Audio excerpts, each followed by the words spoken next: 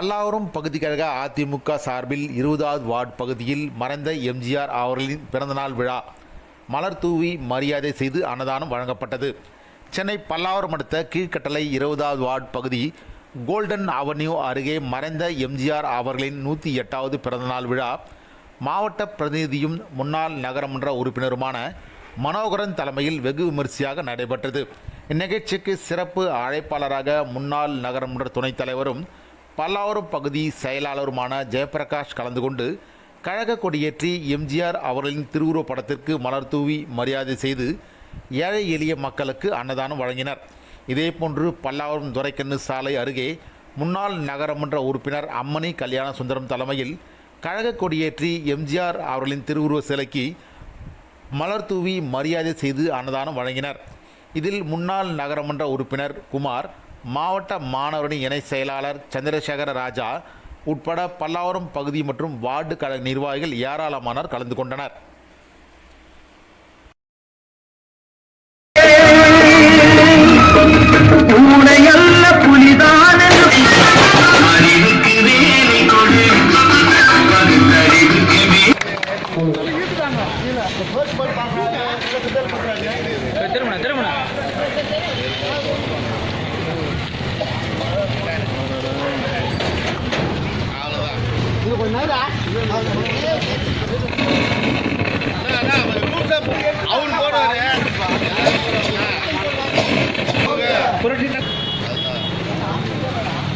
புரட்சித் தலைவர் எம்ஜிஆரின் புகழ், புரட்சித் தலைவர் எம்ஜிஆரின் புகழ்.